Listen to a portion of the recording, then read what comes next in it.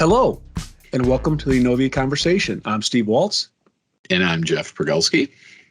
And today's podcast, Jeff, is updates and changes in 2022.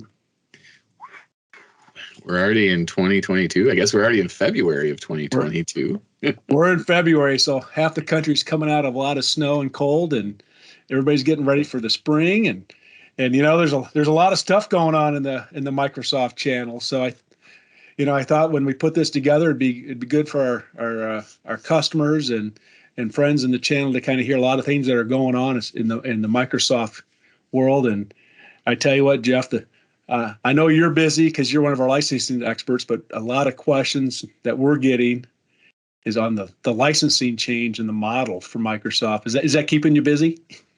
Yeah, it turns out that when 3/4 of the business world is running on Office 365 and Microsoft announces a major change to the way that you purchase Office 365 services, that it makes a little ripple. So yes, I've been having a lot of conversations with our account managers and customers about the best way to navigate through the changes. And I think if you don't mind, that would be a great place for me to start. Talking about the two big changes, well, maybe one big change and one small change, but the first change that is happening in the Office 365 space from a licensing perspective is that March 1st of this year, Microsoft has a price increase announced for the first time, and I believe ever, but it's been 6 years since some of those SKUs have started, and without a price increase. And in Microsoft's defense, they've continually added services. The Teams app that is now included in any of the Office 365 service-based subscriptions has a lot of functionality. That's something that we never had before. Even going back to like business productivity online suite, as Office 365 used to be referred to, and then Link phone system, and then the and messaging app, and then Skype for Business. So they've added a bunch of stuff to the services. They've increased storage capacity, added security features, and a lot of management tools. And so there's a small price increase. Now, this price increase is affecting just 6 products out of all the hundreds of products that are available in Office 365. Those 6 are Office 365 E1, Office 365 E3, and Office 365 E5. So those are going up just a couple dollars a seat, I think from $2 or $3, depending on the SKU. Also, Microsoft 365 E3, which is different than Office 365 E3, is also going up in price. So that's the 4th SKU. And then 2 of the small business SKUs, Business Basic and Business Premium.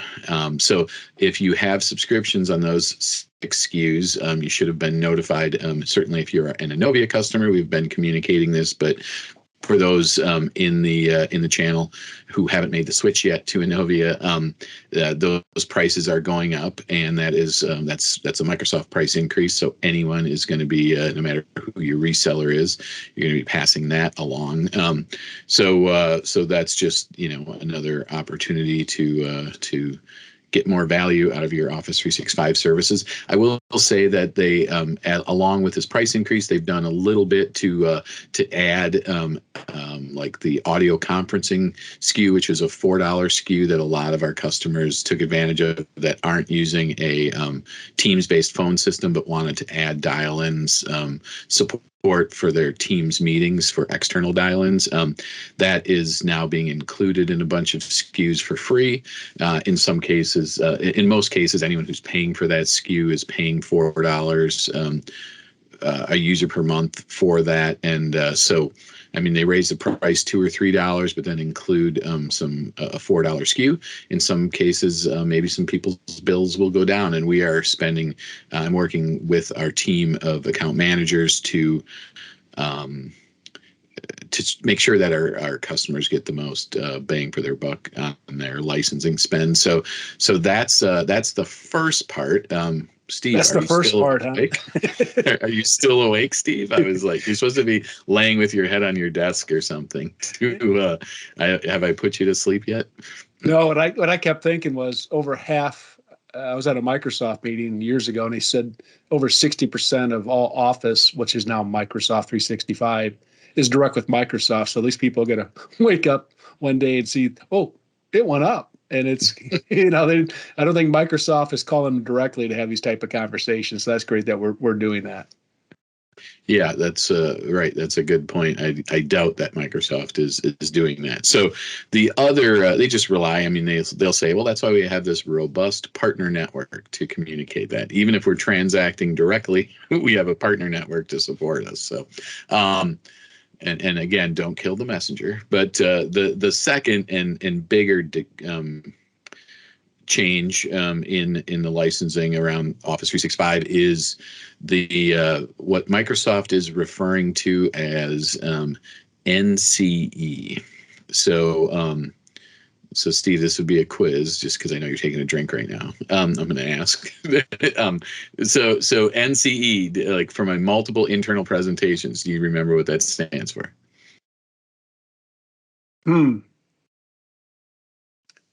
No. I wanted you to say like no commissions ever, or I had a bunch of good, but enough about it's the sales compensation plan. The NCE stands for New Commerce Experience. Now, I'm not sure where that name came from. I'm not sure that anyone looks at Office 365 licensing in terms of a commerce experience, but it could be, I guess, accurate because they are making a substantial change to the way that people buy their licensing. What used to be referred to, or I guess the current model is CSP, and that's the cloud solution provider model. That is, we ask our customers to establish a CSP relationship with us when we are going to start to work with them and sell or manage some Office 365 licensing. So we're moving from CSP to NCE. We are alternatively referring to CSP as legacy subscriptions, and then anything going forward after March 1st is going to be referred to as the new commerce experience subscriptions. So this so there's a name change. There's also a significant policy change. So the policy change is that there's two real factors. Number one, Microsoft is going to they're giving you choice still. So in all their stuff, whether it's their ERP software, Business Central, they're always, the Microsoft likes to give customers a choice, and whether it's running their software on-prem or running it in the cloud. In this case, they're giving their customers the choice to maintain the flexibility of their previous CSP subscriptions. And if you're on CSP right now, you know that no matter what kind of license you have with Microsoft, your commitment is only month to month. If you sign up for 10 users and a month later you only need 8, you can just subtract those 2 users, and it's always been that way. You can, of course, always add users during the term, but if you were paying attention, and like we're a licensing nerd like I am, you'd see that any of those subscriptions, even though they were month to month, they all had an annual subscription term associated when these new subscriptions were created. So if you're a customer right now and you have some Office 365 licensing, you can go in to your admin portal and you can look at under licenses. You can see all of your different subscriptions with their expiration dates, and so those expiration dates now mean something, because starting March 1st, Microsoft is going to charge you a premium to maintain that flexibility. We've been kind of bouncing back and forth between referring to that as a price increase or just sort of an add-on fee. But basically, the price that you pay right now, if you want to maintain the flexibility of month-to-month licensing across the board, every single CSP-based SKU is going up 20% to. So if you're paying right now, you've got a business premium subscription that costs you $20. If you want to maintain a month-to-month flexibility on that subscription and only pay for it monthly, it is going to cost you $24. That 20% increase is fairly substantial. So Microsoft is giving you a choice, as I said, on NCE. So the choice you have is you can choose to keep your price at the current level without any 20% increase, but you have to purchase an annual subscription, and what that involves is prepaying for the entire year for those subscriptions, and without the ability to reduce them. So you can upgrade those SKUs, but once you purchase an annual subscription in NCE, you pay for the year upfront, and if you decide that something happens and you no longer need that subscription, unlike in the current CSP where you can just cancel the entire subscription or some of it, you are paying for all of it upfront, and you're going to keep that all year. So the big changes to remember in NCE is 20% increase to maintain monthly subscription flexibility, or maintain your existing price with no price increase, but prepay upfront annually. Any questions, Steve? That's a lot of information. So, yeah, what was going through my mind, let's say you have seasonal workers, or you have people where you add them on for a few months. Can you do a hybrid? Like you bought 20 licenses, and then you might need additional 15 licenses just for 4 months. Can you put those on subscription and pay that 20% while you still have the ones you paid annually, or is it one or the other? Yeah, that's a good question. You can have multiple subscriptions for the same product. So let's say you've got just an email only for your employees, and you have some seasonal employees that you want to give access to email while they're at work. Yeah, you would your full-time numbers you would keep at in an annual SKU, probably, assuming that you've got the cash flow to prepay for those. And then you can have a second set of licenses that are month to month for your seasonal workers. Oh, well, that's good to hear, because if you pay annually, you can't go down. Can you add?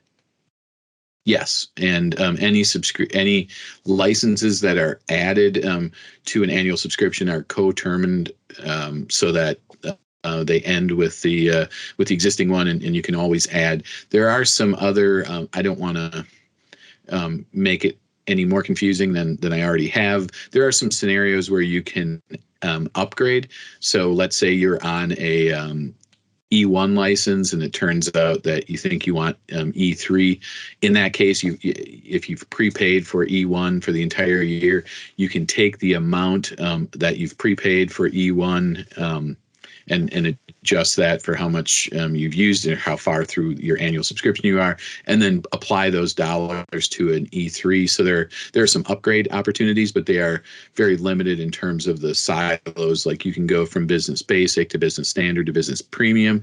Those three are an acceptable upgrade chain. You can go from Office 365 E1 to E3 to E5, but you can't go from like, business basic to E3, because those are outside those approved upgrade silos. So you have a tiny bit of flexibility there to upgrade, but mostly it's like you need to know, you need to have a better sense of what your users are going to need going forward, because these are, especially if you don't want to incur the 20% premium for maintaining flexibility, you're going to have to know, what you want all year for your users. And we've had some really good conversations actually with our accounts over the last, I guess probably the last 6 weeks or so, in terms of, looking at really looking more carefully at their spend in Office 365, what subscriptions they need.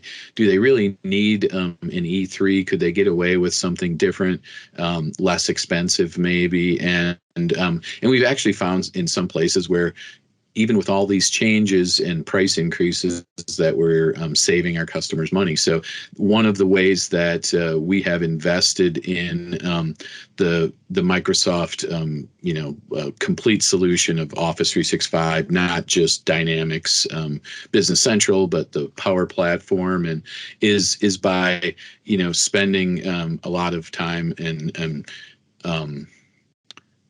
in analyzing licensing. I don't know how many partners have a full-time licensing expert. Between Donovan and myself, I think we count as a single licensing expert, even though I split my time as pre-sales as well. But this stuff takes time, and it takes a lot of experience in even sometimes. So I think that this is where it's really an opportunity for Innovia to shine as a partner, helping figure out all these different ways to help our customers, because when Microsoft makes a change like this, everyone gets nervous, right? Whether it was 10 years ago when they were changing the to the role tailored client in NAV, and people were up in arms about what that meant, or anytime there's been a big change, especially one that involves money like this one does, and having to cash flow these upfront purchases in some situations, or a 20% increase, it's unsettling. So as a partner, it's good for us to be on the out in front of this and explaining all these differences to our customers. So hopefully the podcast is just another opportunity for us to do that. Great. And so I'm sure you're going to speak to it. So our ERP customers, people that are on, so if you're on Nav or you're on Business Central on-premise, that doesn't affect you. Correct. If you are on a Business Central SaaS license, that does affect you, correct? It does. Yep. Those licensing prices of $100 for a premium user and $70 for an essential user are, well, you can either prepay for those and pay $1,200 up front for an annual subscription for Business Central Premium, or you can pay monthly, and then that price will go up to $120 a user. So, in some organizations, we have some customers who spend in the tens of thousands of dollars for their monthly Office 365 bill. That's going to be we really want to make sure that they know how to get the most for that money. Right. So if I'm currently using Nav and I want to go to Business Central SaaS, do I get any benefits paying all that annual enhancement with this new program, Jeff? Yeah, so there is still the opportunity. Last year we had the AEP to CSP program that allowed people to customers to pay monthly and convert their annual maintenance to a CSP subscription of the same value, and they got a bunch of free users when they did that to help them consider to move to the cloud. Now this year, Microsoft has bridged to the cloud the same benefits and the same sort of converting your annual maintenance to a monthly number in CSP subscriptions or maybe NCE subscriptions if you haven't switched yet. So you get those, you get discounted users at a substantial discount, in some cases up to 60%. And you also get free users if you do that. Now that program expires in this year on June 1st. So, and we haven't heard a renewal notice there. We're hoping that they will renew that program for another year. But the one thing to consider in the Bridge to the Cloud promotion is it's renewable for up to 3 years, but at the end of 3 years, you have to be on the cloud. So, an important consideration, some of our customers know already that in 3 years they're not going to be ready for the cloud, and so we haven't recommended they move forward. So that's a big difference between those programs. But a 60% discount is pretty sweet. Nice. So yeah, and we keep learning as we go, right? It's Microsoft made some changes in the last 30 days that we were unaware of, and it sounds like it's not all completely ironed out, but we're staying on top of it the best we can as a company. So anything else you want to add about the licensing, Jeff? Nope. I think that's a lot to consider, and I would say that our marketing team has done a good job putting out content around that. Where certainly our sales reps have spent a lot of time wrapping their heads around it. So for anyone who has questions, feel free to reach out to the appropriate people at Innovia for that. And I think that's about all the licensing that most human beings can take, Steve. It's coming over to the channel and the licensing model it can be complex. There's so many different types of subscriptions and SKUs and ways people can invest and purchase their licensing. So it's a great update, and as we get more information, we'll be sure to keep everybody updated on future podcasts. So Jeff, there's a lot. What else is going on in 2022 you think we should talk about? Let's see. I think you need to talk about something now. I've monopolized this conversation enough. So there's I know that there's changes to the user group community. Is that something you want to talk about today? Well, I'm glad you brought that up. So we are getting more involved with a group that's been out for several years, and it's called DUG, DUG. And it's something that we've as a company kind of talked about. What's best for us in leading our customers. We always talk about how we try to stay on top of how can we best help our clients be as self-sufficient as they can. So there's so the DUG group is having a virtual conference coming up in March. It's called Dynamics Con, and that's going to be on March 15th through the 17th. And you can go to dynamicscon.com and sign up. And what was interesting, I was on a call with them they had for the user community, and they were talking about how a lot of people go to the site but don't realize not just there's a conference going on, there are boards where you can have discussions for each of the platforms, right? There's one for nav/BC, and then for the other parts of the Microsoft user group. So there's a lot of changes going on that they're doing this year. They had their first live event in Anaheim, I think it was November of last year, and they're going to have a live event coming up. And actually, Molly, who's the president, is going to be on one of our future podcasts here, talk a bit more in detail about it. But the one of the things that I know Innovia, what we like about it is completely free. There's no charge to join. There's no charge for the virtual conference. It's a true free user group for users. So I know Innovia has really has switched a lot of the focus to really supporting that, and so we'll have more information coming on that. But one of the things too is they're going to be coming to our customer conference, Jeff. That's coming up. Whoa, that is like it. Like it's we started this podcast and I was saying it's already February, so that's like we're under 90 days away from our customer conference, right? Yeah, it's May 4th and 5th. You're right. It's under 3 months now, and we're excited because it's going to be our first in-person meeting, because the last so we haven't done one since what 2019, yeah, because the pandemic hit. We were supposed to have it in Notre Dame in May of 2020, and I remember we really pushed it off to get close because the pandemic, a lot of things weren't really clear, and we ended up making it virtual, and we had over 200 folks on that virtual one, and I think the time frame that was given to us it was pretty good. And then last year we decided, you know what, we almost felt like Microsoft suit when the pandemic came. Microsoft said we're not doing live conferences for 2 years, so they kind of had some smart people thinking, yeah, this is going to be around for a while, right? And so that gave us time to really kind of reset. And the conference is going to be at the University of Notre Dame in South Bend. And yeah, I've been looking forward to that for 2 years now.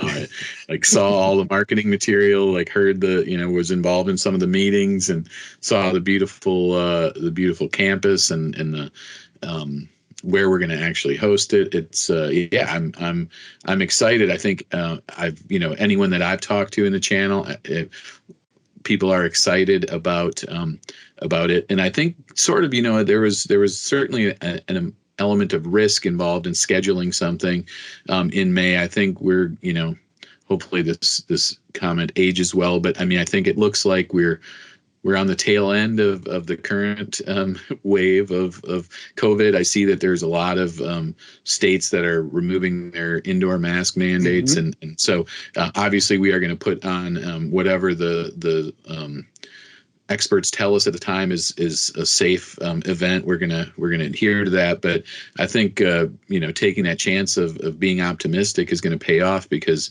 hopefully come spring and 3 more months from now, everyone's going to be ready to travel and eager to get out of the office and connect with their peers and learn a bunch of stuff and do it all on a beautiful campus. So yeah, I'm looking forward to that. Yeah, we're expecting record numbers. I think the last one we had, which was at the Wisconsin Dells, and I was actually we had an internal call today, and Donovan was on it. I asked Donovan, I said, so the first one we had at Wapaka, how long ago was that? And it was a head scratcher, right?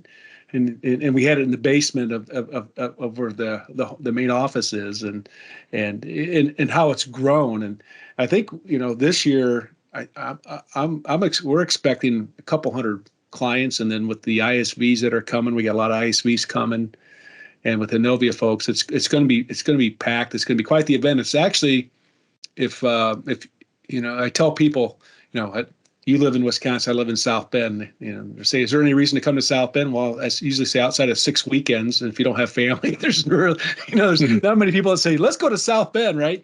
But it's going to be at the football stadium. And they have this huge complex they added a few years ago. It's going to be overlooking the football stadium. It's a conference center. It's going to be really, really cool.